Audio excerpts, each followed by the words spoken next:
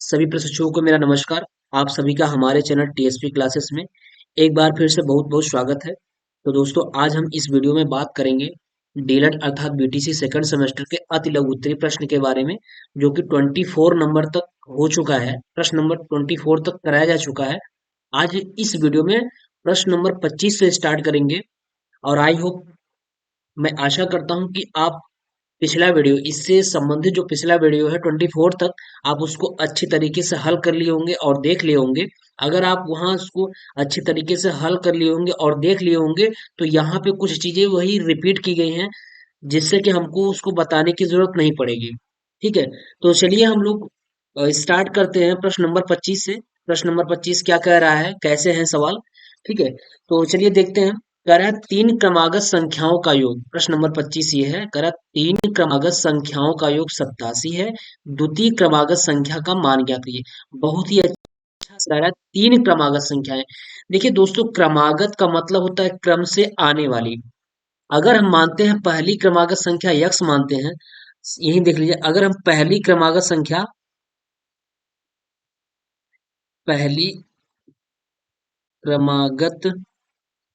अगर हम पहली क्रमागत संख्या यक्स मान लेते हैं, यक्स, तो दूसरी क्या हो जाएगी, दूसरी क्या होगी, दूसरी क्रमागत संख्या क्या होगी, इसी में एक और जोड़ दीजिए x+1। और तीसरी क्या हो जाएगी फिर,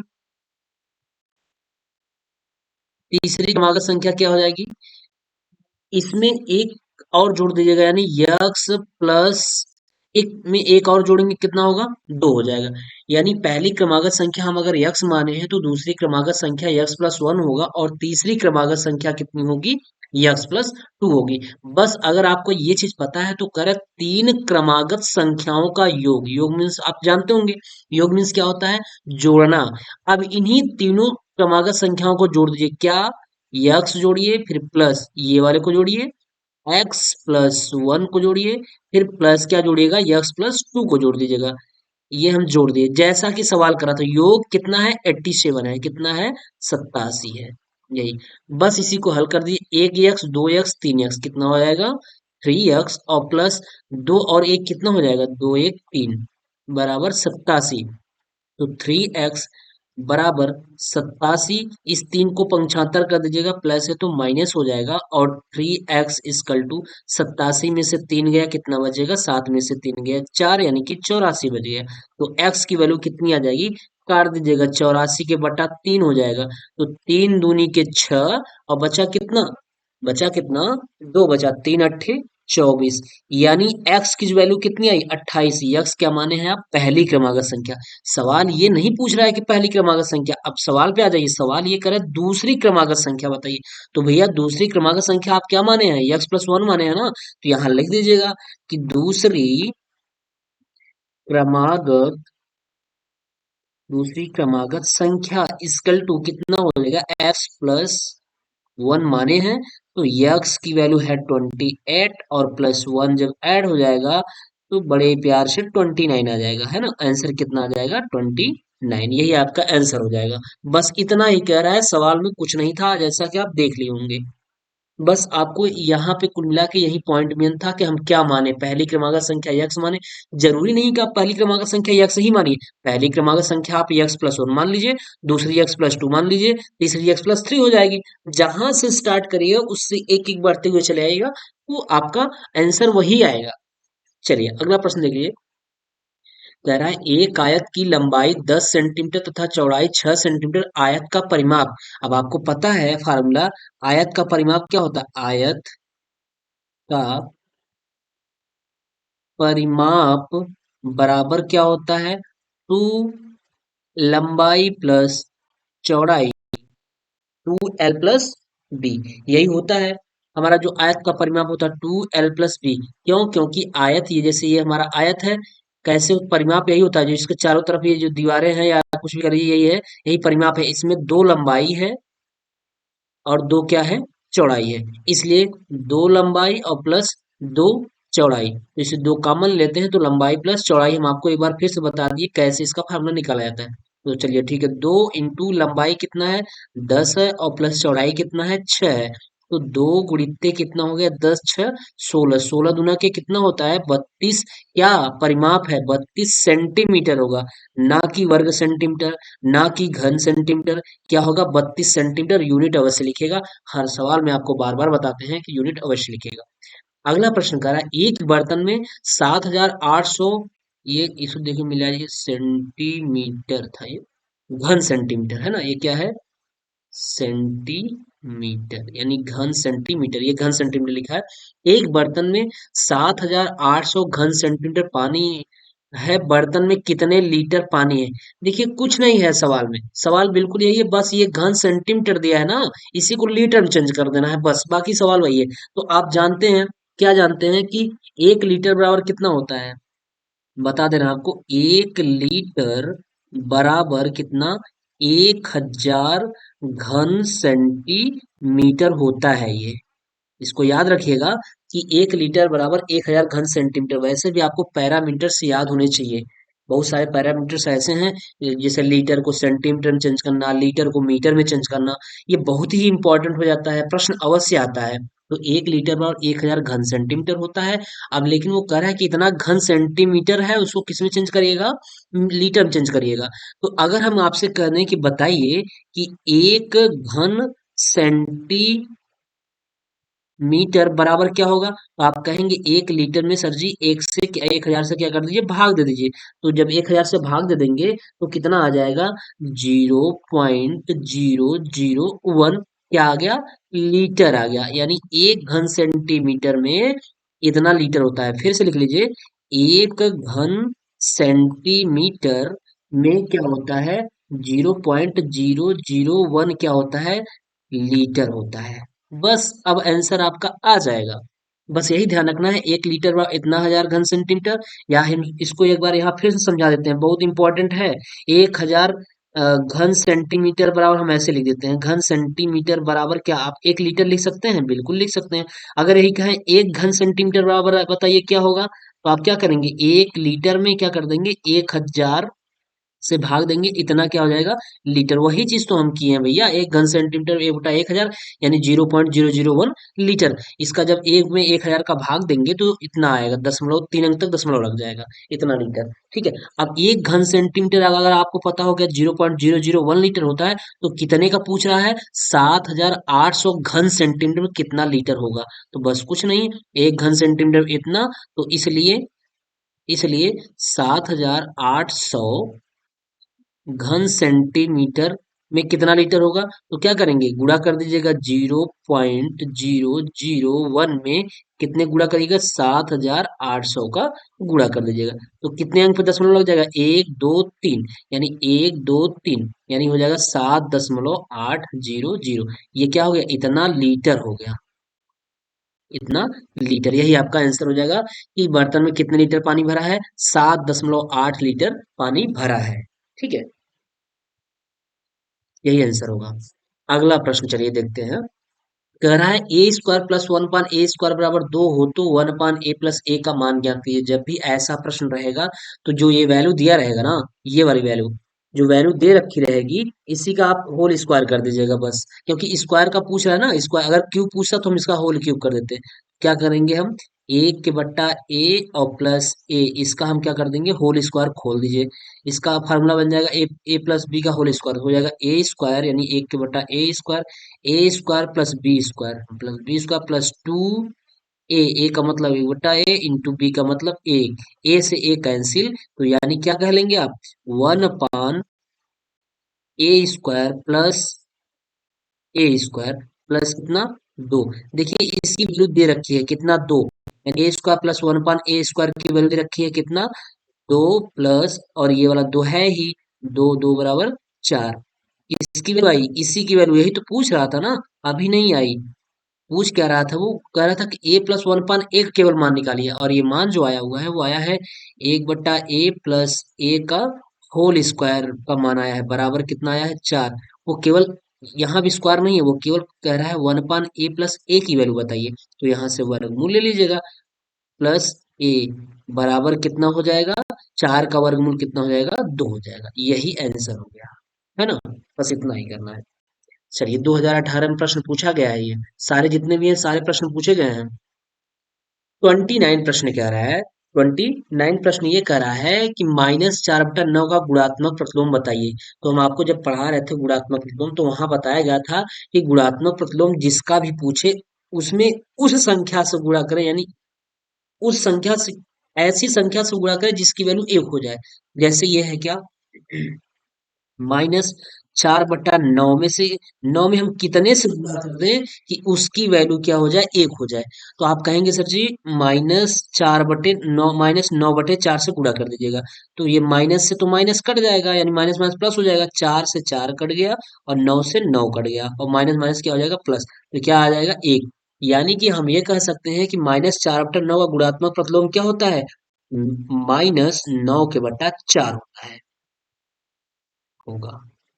बताए भी हैं, पूछेगा तो चिन्ह वही रहने दीजिएगा, केवल अंश को हर कर दीजिएगा, हर को अंश कर दीजिएगा, यानी उसको उल्टा कर दीजिएगा। 9 ऊपर चला जाएगा और 4 कहाँ है, चला है नीचे। और योगात्मक पूछे तो चिन्ह को उल्टा करिएगा। अगर इसका -4/9 का, मैं ये भी बता दे रहा हूँ, -4/9 का अगर योगात्मक पूछता, योगात्मक प्रतिलोम, प्रतिलोम अगर पूछता तो आप क्या करते, बस +4/9 कर देते बस। बाकी सारी चीजें वही होती। योगात्मक प्रतिलोम क्या होता है कि ऐसी कौन सी संख्या को जोड़ें जिसकी वैल्यू क्या हो जाए, 0 हो जाए। और गुणात्मक प्रतिलोम में क्या होता है, ऐसी कौन सी संख्या से गुणा करें जिसकी वैल्यू क्या हो जाए, 1 हो जाए। ठीक है, चलिए अगला प्रश्न। एक ही प्रश्न में इतना ज्यादा समय लगाएंगे तो बहुत दिक्कत होगा, समय वीडियो बहुत लंबा बन जाता है। प्रश्न नंबर 30 कह रहा है, 5 पुस्तकों का जो मूल्य है वो 7 पुस्तकों के मूल्य से 72 रुपया कम है। एक पुस्तक का मूल्य ज्ञात कीजिए। तो आप मान लीजिए कि पहले माना, माना एक पुस्तक का मूल्य, एक पुस्तक का मूल्य, और क्या मान लीजिए, यक्स मान लीजिए। अगर एक पुस्तक का मूल्य आप यक्स मान लेंगे, तो अब प्रश्न के अनुसार जो कह रहा है उसको लगा दीजिए। प्रश्नानुसार क्या कह रहा है, कह रहा है 5 पुस्तकों का मूल्य 7 पुस्तकों के मूल्य से, अगर एक पुस्तक का मूल्य x रुपया तो 5 पुस्तक का मूल्य कितना, 5 इंटू एक्स, और 7 पुस्तक का मूल्य कितना, 7 इंटू एक्स। अब हम समीकरण को बनाने की कोशिश करेंगे। 5 पुस्तकों का जो मूल्य है ना, वो 7 पुस्तकों के मूल्य से 72 रुपया कम है। कौन कम है, ये वाला 72 रुपया कम है। तो हमें समीकरण बराबर करने के लिए क्या करें, या तो हम इसमें 72 जोड़ दें और या हम इसमें 72 घटा दें, तभी तो बराबर होगा। यानी कि 7 पुस्तकों के मूल्य से ये 72 रुपया कम है, ये वाला 72 रुपया, ये 72 रुपया कम है। तो बताइए, अगर इसमें हम कम करेंगे तो 72 गुना कितना हो जाएगा, 7 दूनी 14, दूनी 4, यानी 72 का जस्ट गुना कम हो जाएगा।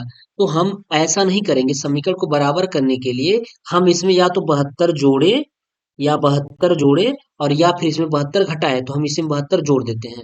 ठीक है, चलिए अब इसी को सॉल्व सॉल्व कर देते हैं। तो क्या हो जाएगा, 5x, इसको पंक्षांतर करिए, -7x इसकल टू कितना हो जाएगा, 72 हो जाएगा। तो 5 में, सॉरी, ये -72 हो जाएगा, माफ करिएगा, क्योंकि बराबर पंक्षांतर के बराबर उधर जाएगा तो क्या हो जाएगा, माइनस हो जाएगा।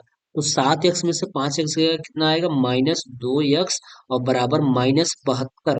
तो दशमलव, ये माइनस से माइनस कैंसिल हो गया, x इक्वल टू कितना हो जाएगा, 72 के बटा कितना हो गया, 2, कितना आ गया, 36 दूना 72। एक पुस्तक का मूल्य कितना होगा, 36 रुपया होगा। यक्स माने हैं एक पुस्तक का मूल्य, इसलिए इसका वैल्यू कितना हो जाएगी, यक्स इक्वल टू 36 रुपया। ठीक है, अगला प्रश्न देखिए, दो परिमेय संख्याओं का योगफल -5/3 है, यदि इनमें से एक संख्या -5/18 हो तो दूसरी संख्या ज्ञात कीजिए। दो परिमेय संख्याओं का योगफल इतना है, यदि इनमें से एक संख्या इतनी हो तो दूसरी संख्या ज्ञात कीजिए। तो मान लीजिए सवाल को, मान लीजिए, क्या मानेंगे कि माना, माना दूसरी संख्या, पेन में थोड़ी प्रॉब्लम है, चल नहीं रही है इसे, दूसरी संख्या बराबर कितना x है। अगर दूसरी संख्या x है और यदि में से एक संख्या और पहली संख्या और एक संख्या क्या है, इतनी है, तो इन दोनों का योगफल कितना है, इतना है। चलिए, एक संख्या ये है और दूसरी संख्या यक्स मान लिए है, तो दोनों को जोड़ देंगे तो इतनी वैल्यू हो जाएगी, जो कि सवाल कह रहा है, दो परिमेय संख्याओं का योगफल। इनमें से एक परिमेय संख्या हमको पता है और दूसरी परिमेय संख्या हम मान ली है यक्स। अब इन्हीं का योगफल यानी क्या, -5/18 और प्लस दूसरी संख्या यक्स, इनका योगफल कितने की इसके बराबर है, -1/3 के बराबर है।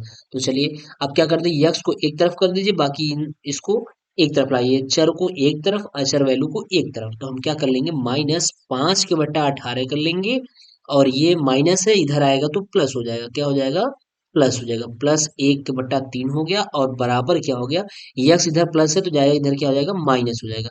तो अब बताइए इसका एलसीएम कितना होगा, 18 होगा, बिल्कुल 18 हो जाएगा, एलसीएम 18 हो गया। तो 18 का भाग 18 में देंगे तो एक बार जाएगा, तो -5 यहाँ रह जाएगा, और प्लस हो जाएगा, 3 छंके 18, 6 हो जाएगा, और बराबर कितना हो गया, -x हो जाएगा। 6 में से 5 गया कितना आएगा, बताइए। 6 में से अगर हम 5 घटाएंगे तो कितना आएगा, एक आएगा, है ना, कितना आ जाएगा, एक आ जाएगा। तो ये हो गया एक, -5/18, एक बार यहाँ माइनस क्यों बता रहा है, देख लेते हैं, एक बार चेक कर लेते हैं। -5/18 ये है, ठीक। तो ठीक, माइनस ये हो गया, ये इधर आया प्लस हो गया, ठीक, ये हो गया। हाँ सही है, 6 में से 5 जब घटाएंगे तो कितना आएगा, एक आएगा, एक के बटा कितना हो गया, 18 हो गया, और बराबर कितना आ जाएगा, -x आ जाएगा। इधर ये माइनस हो रहा है, यही माइनस का लफड़ा तो हो गया क्या, दो परिमेय संख्याओं का योग इतना, इनमें से एक संख्या इतना, दूसरी संख्या बताइए। दूसरी संख्या अगर यक्स मान लिए हम, ठीक है। अब दोनों का योगफल, यानी अगर हम जोड़ रहे हैं तो यक्स और प्लस, ये हो गया, ठीक, ये इधर चला गया, और -1/3 है ये इधर आ गया, -1/3, ये प्लस हो गया, और ये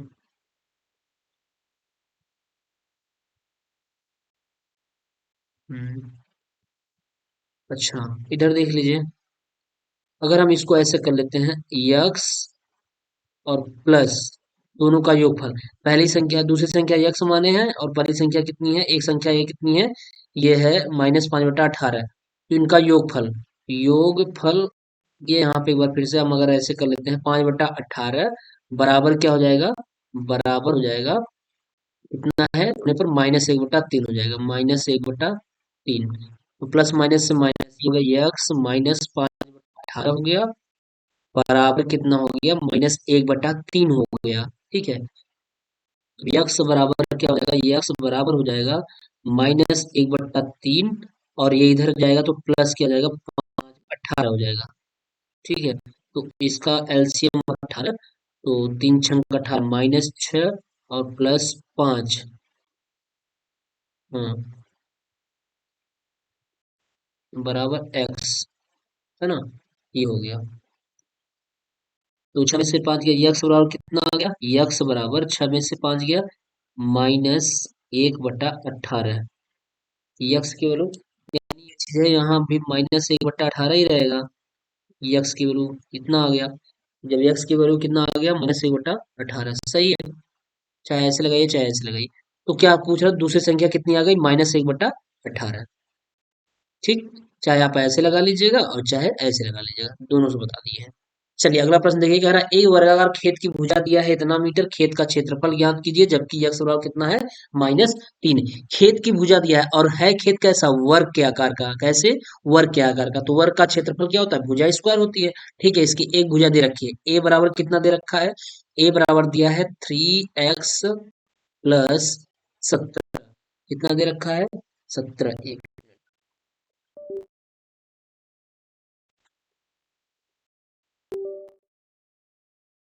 और यक्स बराबर कितना कह रहा है, ये बराबर -3 रख लीजिएगा,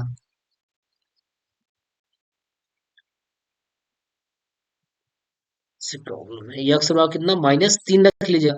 तो ए बराबर कितना हो जाएगा, जब -3 रखेंगे यक्स यहाँ, तो हो जाएगा 3 × -3, और प्लस क्या, 17, तो वह कितनी हो जाएगी, 3 × 3 = 9, ए की वैल्यू कितनी हो जाएगी, 3 × 3 = 9, -9, और प्लस क्या, 17, 17, 17 में से 9 गया कितना आएगा? ए बराबर 8 आ जाएगा। जब ए बराबर 8 आ गया तो खेत का क्षेत्रफल यानी ये भुजा आ गई कितनी? 8 आ गई। तो खेत का क्षेत्रफल तो यहाँ निकाल दीजिएगा, खेत का क्षेत्रफल इक्वल टू क्या? वर्गाकार। वर्गाकार यहाँ लिख लीजिएगा, वर्गाकार। वर्गाकार खेत का क्षेत्रफल क्या हो जाएगा? भुजा स्क्वायर, तो 8 का स्क्वायर, 8 अठाई 64, कितना आ जाएगा? 64 आंसर हो जाएगा। ठीक है, चलिए अगला प्रश्न देखिए। कह रहा है समीकरण 12/5 बराबर 2/5 प्लस 2x/5 में यक्स का मान ज्ञात कीजिए। यक्स का मान ज्ञात करना है। चलिए क्या कह 12/5 बराबर 2/5 और प्लस 2x/5 में किसका मान निकालना है? यक्स का मान निकालना है। ठीक है, किसका मान निकालना है? यक्स का। तो देखिए, इस 2x/5 को क्या कर दीजिएगा? यही रहने दीजिएगा। इसको क्या कर लीजिएगा? 12/5 और इसको बराबर की साइड में पंक्षांतर कर दीजिएगा तो माइनस हो जाएगा, प्लस है तो माइनस हो जाएगा 2/5 और बराबर कितना? 2x/5। तो हर बराबर है तो 12 में से 2 गया कितना आएगा? 10 आएगा।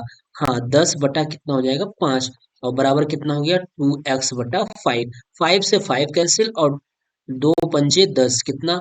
x की वैल्यू कितनी आई? 5 आ गई। x की वैल्यू 5 हो गया, यही आंसर हो गया। ठीक है, x की वैल्यू कितनी आ गई?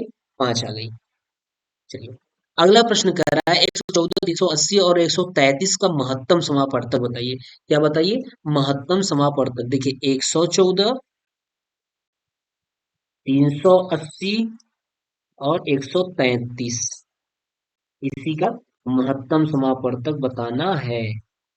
ठीक, क्या बताना है? मस। ठीक है ना? तो देखिए इसको काटिए, किससे काटेंगे? 2 पंचे 10 और 2 सत्ते 14, यानी 2 पंचे 10 और 2 सत्ते 14, ये हो गया 57। 19 तरीके 57, 19 तरीके 57 दुना ये, यानी हम इसको क्या लिख सकते हैं?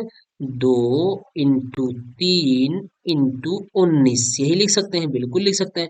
अब 380, 19 दूना 38, यानी 19 में अगर हम 20 का गुणा करेंगे, 19 दूना 38, 380 हो जाएगा। बिल्कुल हो जाएगा। तो हम 20 का खंड कर लेंगे तो क्या? 2 दूनी 4 पंचे 20 और गुणित्ते 19। ठीक, बिल्कुल।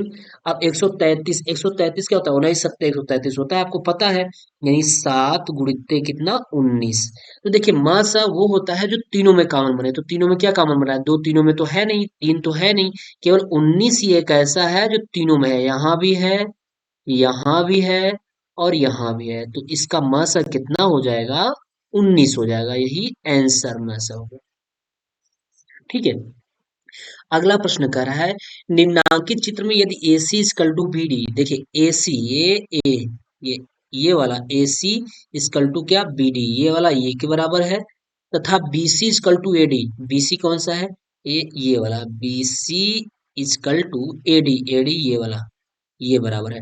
और ये आधार तो दोनों के लिए है, वही है, यानी सर्व सारे अंग बराबर हैं। सभी अंग यानी इसकी सभी भुजाएं, सभी भुजा बराबर है। जब सभी भुजा बराबर है तो भू भू भू, ये किसके लिए होता है? सर्वांशम के लिए होता है। यानी त्रिभुज किसके लिए होता है? सर्वांशम। सर्वांशम का मतलब होता है सर्वधन अंग धन सम। देखिए सर्वांशम का मतलब बताते हैं, सर्वांग। जब हम त्रिभुज और सर्वांशम पढ़ाए, एक वीडियो बनाए हैं, उसको देख लीजिएगा, वहां पे बनाया गया है। तो सर्व धन अंग धन सम, जिसके सभी अंग क्या हो? बराबर हो, क्या कहलाता है? सर्वांशम कहलाता है। तो त्रिभुज हम कहेंगे त्रिभुज ABC, ये वाला त्रिभुज ABC, यानी ये ऐसे जो बना है, ये ऐसे बना है, ये वाला त्रिभुज, ये है A, ये है B और ये है C, और एक ये वाला त्रिभुज है, ये वाला। इसको क्या बोल रहे हैं हम? A बोल रहे हैं, B बोल रहे हैं और D बोल रहे हैं। तो ये त्रिभुज ABC सर्वांशम त्रिभुज ABD, यानी कौन सा ऑप्शन है? त्रिभुज ABC सर्वांशम। सर्वांशम का मतलब होता है ऐसे चिन्ह होता है, ये सर्वांशम है। तो त्रिभुज ABD ऑप्शन यही सही है, यानी हमारा क्या है? सर्वांशम है। त्रिभुज ABC सर्वांश त्रिभुज बी डी। ठीक है, ये सही है। अगला प्रश्न कह रहा है कि -4 -17 + 10 × 3 -5 का सरलतम मान ज्ञात कीजिए। 2019 में पूछा गया है और इसी वाला सवाल भी पूछा गया है। ये भी 19 में पूछा गया है। इसके आगे सारे लिखे गए हैं, ये कौन से सन में पूछे गए हैं। तो देखिए, ये हमारा सवाल किससे है? बोडमास से है। किससे? बोडमास से। BODMAS। अगर जिसको बोडमास नहीं समझ में आता होगा, हम बोडमास का स्पेशली सेकंड सेमेस्टर के लिए एक वीडियो बनाए हैं, आप उसको देख लीजिएगा। बड़ी आसानी से आपको बिल्कुल समझ में आएगा, 100% समझ में आएगा। जो बोडमास से एक वीडियो बनाया गया है, सेकंड सेमेस्टर के लिए बनाया गया है, सेकंड सेमेस्टर बोडमास है, वहां पे बनाया गया है। चलिए देख लीजिए। कह रहा है -4 माइनस फिर 4 -17 + 10 × 3 -5। तो हम क्या करेंगे? बुडमास में ये कहता है पहले ब्रैकेट को हल करिएगा। ब्रैकेट कौन सा है? ये भी ब्रैकेट छोटा ब्रैकेट है, ये भी छोटा ब्रैकेट है। पहले हम ब्रैकेट के अंदर को हल कर लेते हैं। तो 17 में से 4 गए, इस माइनस को ऐसे रहने दीजिए। 17 में से 4 गए, कितना? 13 × 4 = 17। आएगा कितना? -13 आ जाएगा। ठीक है। और फिर प्लस, अब ब्रैकेट में सॉल्व करिएगा। 110 तिहाई 30, कितना हो गया? 30 हो गया। फिर माइनस कितना? 5। तो अब ये हो जाएगा, कितना हो जाएगा? -13 और माइनस, ये माइनस में कितना हो जाएगा? 13 हो गया, और प्लस क्या हो गया? 30 हो गया, माइनस क्या हो गया? 5। ये बताता है कि एडिशन पहले करिएगा और सब्सट्रैक्शन घटाना बाद में करिएगा। पहले जोड़ दीजिए। 30 10 40, कितना आ गया? 40 3 43, माइनस क्या? 5।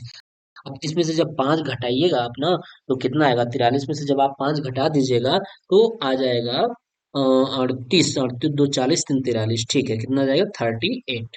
यही आपका आंसर हो जाएगा। ठीक है।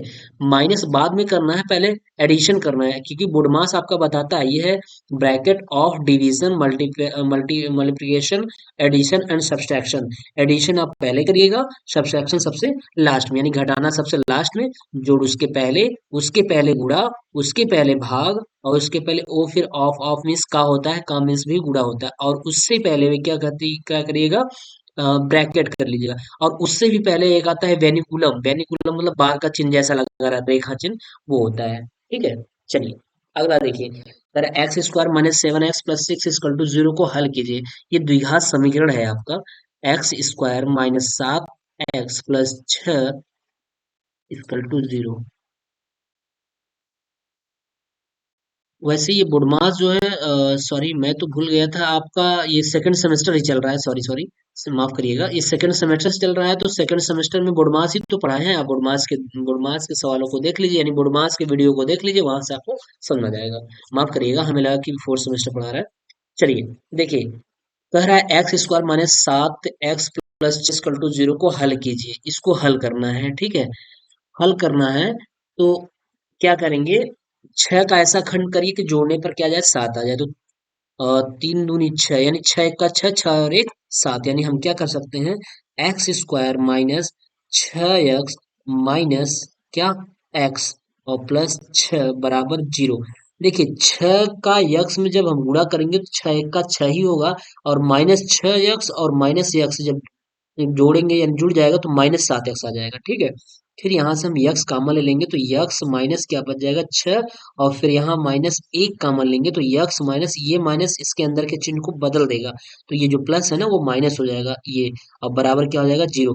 जो इस कोष्टक में, वही इस कोष्टक में आना चाहिए, यानी दोनों कोष्टक में सेम वैल्यू आना चाहिए। ये द्विघात समीकरण का एक पहचानने का तरीका है। हाँ, हमारा बिल्कुल प्रश्न सही चल रहा है, यानी जो हम लगा रहे हैं वो सही चल रहा है।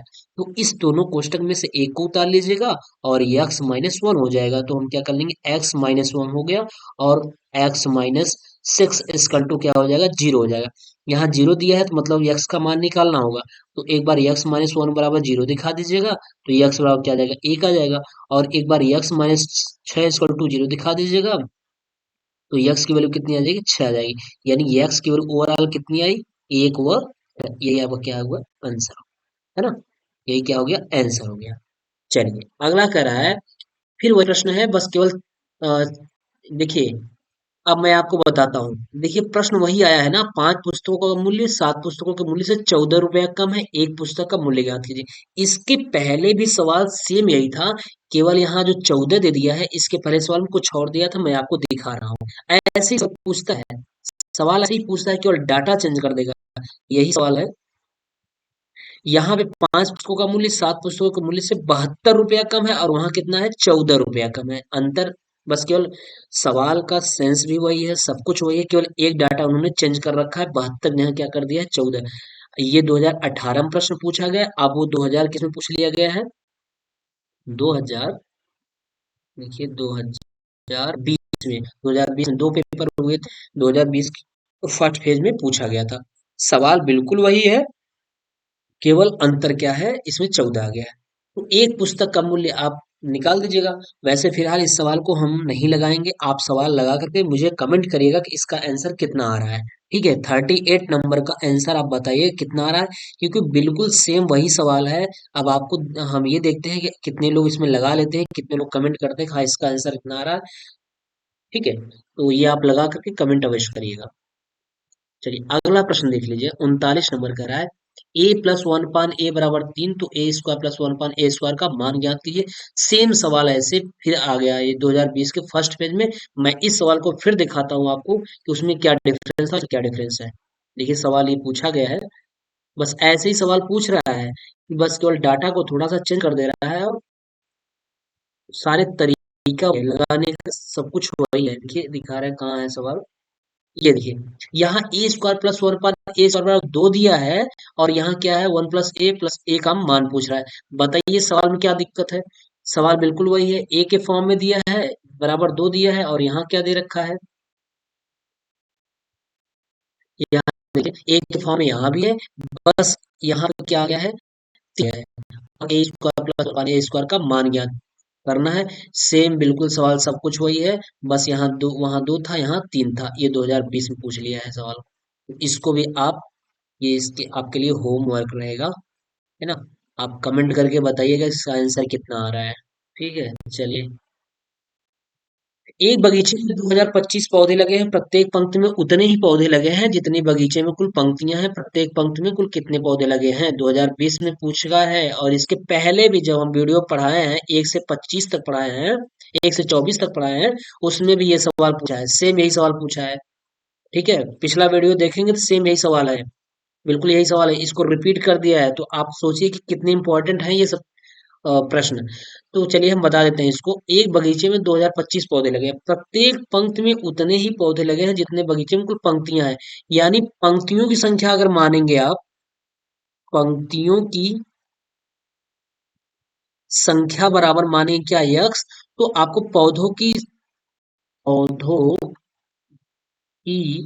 संख्या भी क्या मानना पड़ेगा, यक्स ही, क्योंकि जितने पंक्ति हैं उतने पौधे भी हैं। ये देखिए ये, तो अब प्रत्येक पंक्ति में कुल कितने पौधे लगे हैं, तो भैया क्या करिएगा, पहले प्रत्येक पंक्ति में, एक पंक्ति में यक्स, पंक्तियों की संख्या यक्स, और इसमें पौधों की संख्या यक्स, यानी यक्स पंक्ति की संख्या, फिर यक्स क्या, पौधों की संख्या, बराबर टोटल पौधे कितने, 2025। ये सवाल बताया गया है, तो यक्स स्क्वायर बराबर कितना, 2025। हमको याद है कि 2025 का ये वर्गमूल जब ले रहे थे तो कितना आया था, 45 आया था। तो यही आ गया यक्स, यानी पंक्ति की भी संख्या भी 45 होगी, और पौधों की संख्या भी कितनी होगी, 45 ही होगी। तो अब कुल पौधे पूछ रहा है तो 45, पंक्ति भी पूछेगा तब भी क्या, 45 होगा, है ना। चलिए अगला प्रश्न देखिए, एक पुस्तक का मूल्य ना है, इसी प्रकार 2x+5 पुस्तकों का मूल्य ज्ञात करिए। हम आपसे कहें कि एक केले का मूल्य अगर 10 रुपया है, एक केले का मूल्य, एक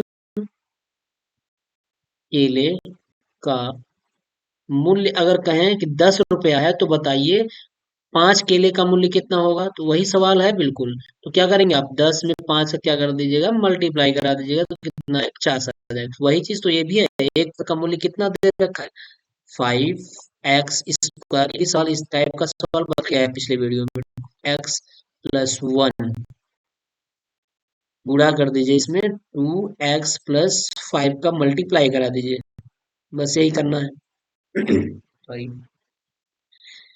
मल्टीप्लाई करा दीजिएगा, 2 में 5 का गुणा हो जाएगा, तो 5 दूनी के 10, यक्स घात 3, प्लस फिर 2 का 2 में कराइएगा तो 2 दूनी 4, कितना हो जाएगा, x स्क्वायर। थोड़ा पेन साथ नहीं दे रहा है, आई थिंक मेरा सिस्टम हीट हो गया है। तो 2x का जब 1 में मल्टीप्लाई कराएंगे तो 2x हो जाएगा प्लस अब 5 का इन सब में मल्टीप्लाई करा दीजिए, तो 5 बचे के 25, इस 5 का अब मल्टीप्लाई कराना है, तो 5 बचे 25 एक्स स्क्वायर प्लस 5 दूनी के 10 एक्स प्लस 5 एक का 5 हो गया, तो 10 एक्स क्यूब, और कहीं एक्स क्यूब है नहीं है, तो क्या हो जाएगा 10 एक्स क्यूब हो गया, 4 एक्स स्क्वायर और 25 एक्स स्क्वायर, 25 4 कितना हो जाएगा प्लस 29 एक्स स्क्वायर, और 2 एक्स और 10 एक्स कितना प्लस 10 2 12 एक्स हो जाएगा, कितना हो जाएगा 12 एक्स हो जाएगा, और प्लस क्या हो जाएगा 5, यही आंसर हो गया। ठीक है, ये हो गया। कितने प्रश्न है? 44 तक है। चलिए दो तीन प्रश्न और है, क्योंकि थोड़ा सा पेन साथ नहीं दे रहा है। ठीक है, इस प्रश्न को भी बताए हैं जब बहुविकल्पी सॉल्व करा रहे थे, इस प्रश्न को भी बताए थे, आप इसको देख लीजिएगा। बस एक हमने बताया था, उसकी रखना और कुछ लिखना है। अब इसको देखिए बताते हैं, ए घाते 5b माइनस ए बी घाते 5 का गुणनखंड, ये गुणन खंड कीजिए। तो क्या करना है, देखिए इसमें ए व बी कॉमन ले लीजिए, जब ए बी कॉमन लेंगे तो ए घाते 4 बचेगा, ए घाते 4 और माइनस बी घाते 4 बचेगा, यही बचेगा, क्योंकि इसमें से एक ए घट गया और बी निकल गया, इसमें ए निकल गया एक बी घट गया, तो हो जाएगा कितना ए बी। अब ए स्क्वायर, ए घाते 4 माइनस बी घाते 4, इसको हम लिख सकते हैं ए स्क्वायर का स्क्वायर लिख सकते हैं, और माइनस बी स्क्वायर का स्क्वायर लिख सकते हैं। ठीक, तो अब ये हो जाएगा ए बी बड़ा कोष्टक एक, इसको देखिए पहले ये पूरा ए मान लीजिए, पूरा बी मान लीजिए, ये वर्गांतर का सूत्र बन गया, तो एक कोष्टक में ए प्लस बी, यानी ए स्क्वायर प्लस बी स्क्वायर एक कोष्टक में हो गया, और अगले कोष्टक में ए स्क्वायर माइनस बी स्क्वायर, ये हो गया। फिर से यहाँ फार्मूला लग जाएगा, फिर हो जाएगा ए बी, ये तो ए स्क्वायर प्लस बी स्क्वायर कोई का नहीं, ये जैसे का तैसे रहेगा,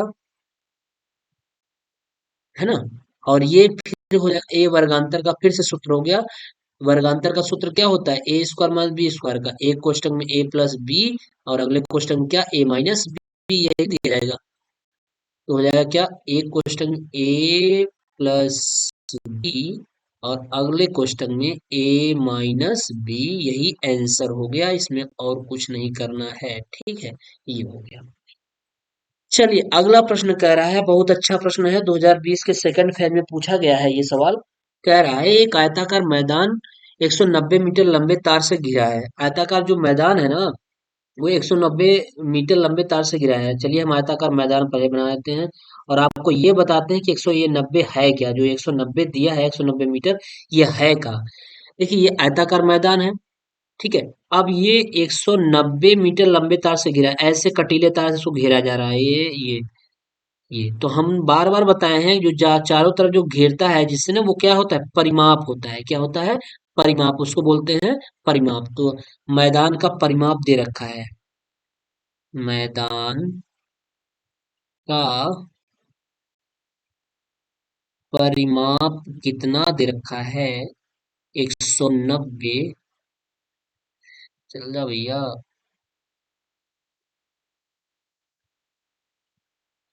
धोखा दे रहा है ये।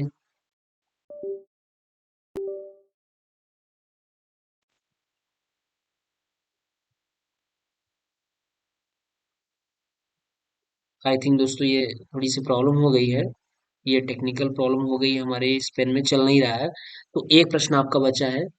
ठीक है, एक प्रश्न बचा है, इसको हम आपको करा देंगे नेक्स्ट वीडियो में, यहाँ से हम 44 नंबर से आपको करा देंगे। ठीक है, तो चलिए दोस्तों, आप इस प्रश्न को एक बार रिवाइज कर लीजिएगा, और कहीं अगर कोई दिक्कत हुआ तो आप कमेंट अवश्य करिएगा, और कोई प्रॉब्लम फिर जो होगा तो उसको देख लिया जाएगा। तो मिलते हैं नेक्स्ट वीडियो में, 44 वीडियो से हम बना देंगे, आपको ये सवाल बता देंगे, क्योंकि इंपॉर्टेंट सवाल है ये। ठीक है, चलिए मिलते हैं नेक्स्ट वीडियो में, तब तक के लिए बाय।